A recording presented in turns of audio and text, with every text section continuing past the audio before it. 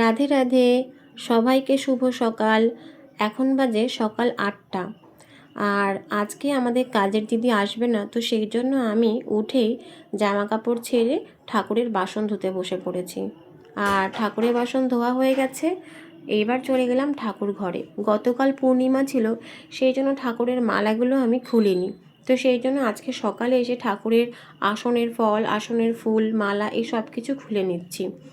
আর সকালে যেহেতু কালকে বললাম যে কোনো কিছুই সেভাবে আমি নাড়াইনি, তো সেই জন্য ঠাকুরের ঘর মুছে পরিষ্কার করে পুজো দিতে একটু সময় লাগলো। তো সকালেতে শুধু বাল্যই দিই, তোমরা দেখেছো।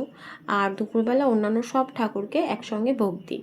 আর আমি ভেবেছিলাম পাপান ওঠার আগেই আমি পুজো দিয়ে ফেলতে পারবো, কিন্তু না, সে উঠে পড়েছে। আর উঠেই তার মাকে চাই। তো যাই হোক, তাকে একটু সময় দিয়ে তাকে খাইয়ে রেডি করিয়ে আমি চলে এলাম বিট গাজরের রস খেতে। ভাইকে দিয়েছি, ভাইও খেয়ে নিয়েছে। আর তারপর আমি খেয়ে নিলাম। এবার বসে গেছি পাপানের খাবার বসাতে। তো মাকে বললাম, মা তুমি পাপানকে দেখো, আমি খাবারটা বসাই। কারণ ও এত দুষ্টু যে ওর সঙ্গে একজনকে অবশ্যই থাকতে হয়, মানে সবসময় ওকে চোখে চোখে রাখতে হয়, হয় আমি না হলে মা। তো মাকে বললাম যে তুমি তাহলে ওকে দেখো, আমি রান্নাটা করে ফেলি। তো যাই হোক, আজকেও পাপানকে মাছের ঝোল দিয়েছি। আর এই যে মাছের ঝোল বসে গেছে, ফুটছে।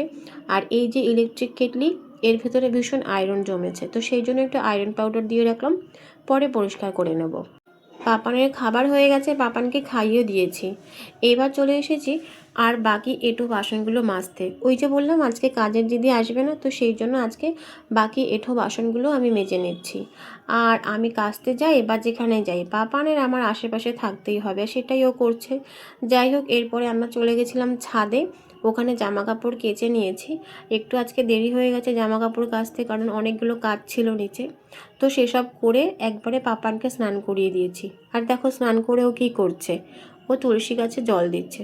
যেই মগটা দিয়ে ও স্নান করে সেটা দিয়েই ও তুলসী গাছে জল দেয়। আমি তোমাদের আগে একবার বলেছিলাম না, বাচ্চারা আমাদেরকে খুব অনুকরণ করে। তো মা যেহেতু স্নান করে তুলসী গাছে জল দেয় বা আমিও দিই, সেই জন্য ওটা দেখেই কিন্তু ও শিখেছে। আর আমারও বেশ ভালোই লাগেছে যে ও একটা ভালো কিছু শিখেছে। তো যাই হোক, এই যে তুলসী গাছে জল দিচ্ছিল, আমি জানি না তোমরা এটা নিয়ে কে কী মন্তব্য করবে, কিন্তু আমার বেশ ভালোই লেগেছে। আর তারপরে দেখো কি করছে, যদিও আজকে পড়ার চাপ কম ছিল। এই যে